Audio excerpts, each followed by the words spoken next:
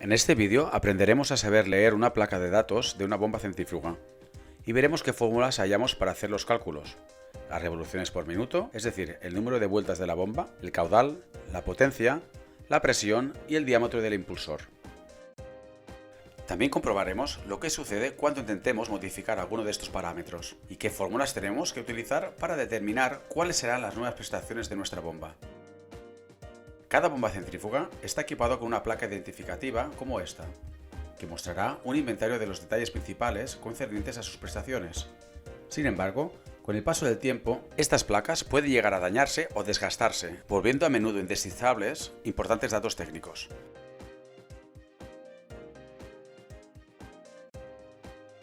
JAES, gracias a su saber hacer técnico, es un socio de referencia de algunos de los mayores fabricantes de bombas industriales.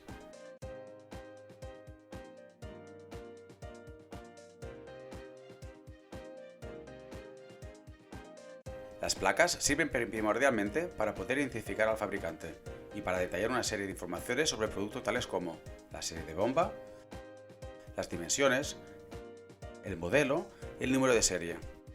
Es decir, una secuencia inequívoca de números y letras, asignadas de forma gradual o secuencial a la bomba con tal de poder identificarla sin error.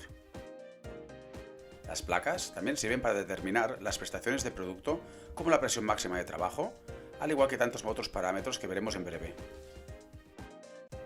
Tal y como aprendimos en nuestro vídeo anterior, el principio base de las bombas centrífugas es conducir ciertos volúmenes de líquido desde una zona de baja presión hacia una zona de alta presión.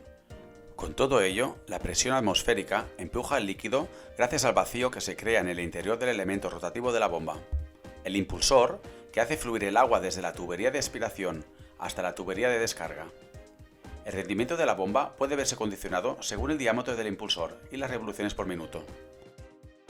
Las revoluciones por minuto, proveniente del inglés revolution per minute, ilustran una unidad de medida sobre la velocidad de rotación, es decir, el número de vueltas o ciclos completados en un minuto por el elemento rotatorio de la bomba. El impulsor, al girar, convierte toda aquella energía mecánica que se origina en el motor en energía cinética y ulteriormente en energía de presión. Por otro lado, el caudal supone el volumen de líquido que puede mover una bomba dentro de una cierta unidad de tiempo. Normalmente, el caudal se suele expresar en metros cúbicos por hora, litros por minuto o litros por segundo.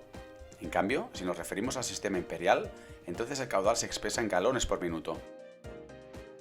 Podemos definir de manera muy sencilla la presión como la capacidad que pueda tener una bomba para elevar hasta cierta altura una cantidad exacta de metros cúbicos de líquido respecto a la altura con que la aspiró. Este valor está ligado también a las revoluciones por minuto, dependiendo si aumentan o disminuyen.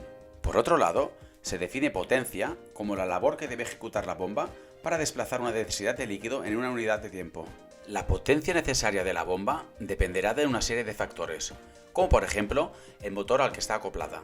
Intentemos ahora modificar estos parámetros y calcular resultados. Cabe recordar que estos cálculos tan solo nos darán unos valores teóricos. De hecho, es posible que las prestaciones efectivas se pudiesen apartar ligeramente de estos resultados.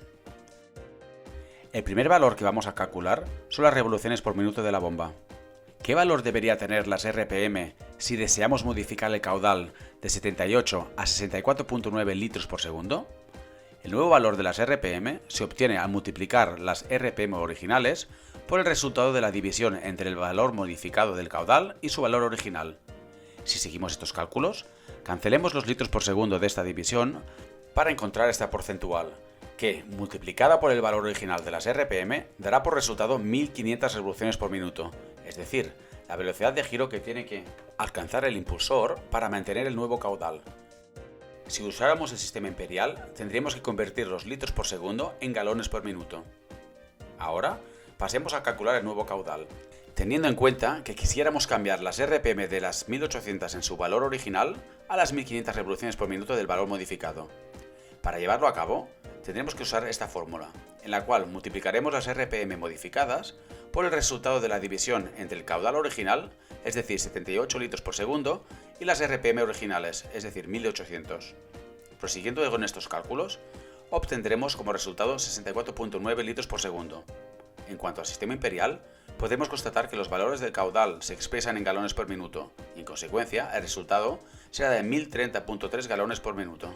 Ahora, sin embargo, intentemos calcular esta vez el nuevo caudal teniendo en cuenta que quisiéramos modificar el diámetro del impulsor, pasando de su valor original de 260 milímetros al nuevo de 222.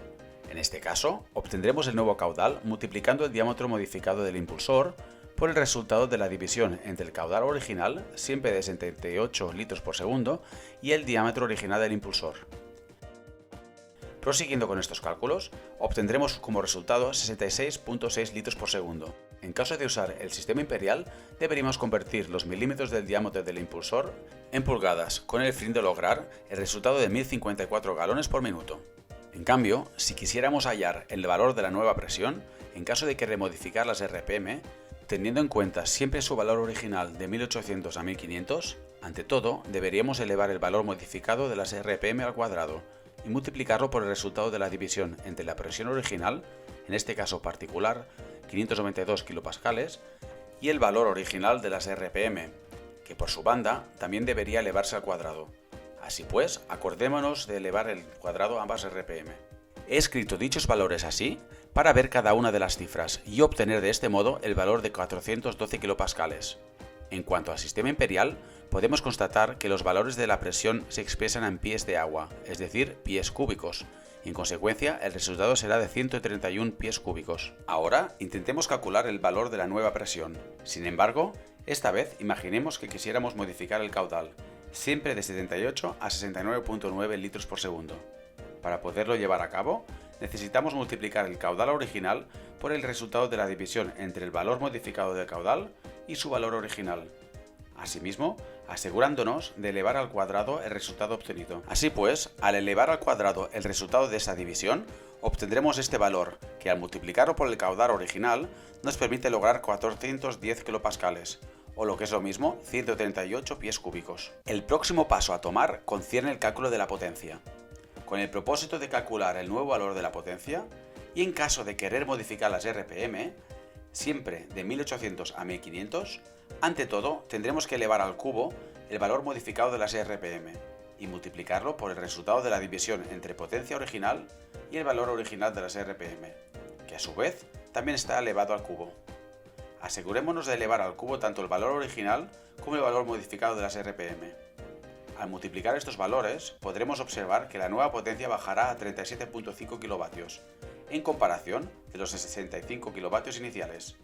En cuanto al sistema imperial, podemos constatar que los valores de potencia se expresan en caballos, y la potencia resultante será de 54.3 caballos. Para finalizar, veamos cómo calcular el nuevo diámetro del impulsor.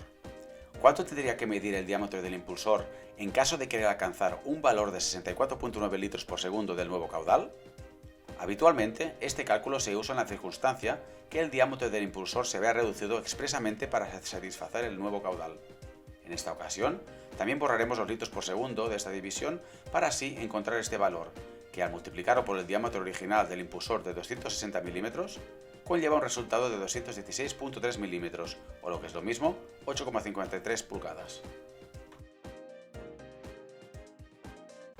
Si este vídeo te ha resultado útil, rogamos no te olvides de dejar un me gusta y un comentario. Además, agradeceríamos si se suscribiera a nuestro canal para estar siempre al corriente de nuestros futuros proyectos. Para más información, visite nuestra página web jazzcompany.com. Muchas gracias.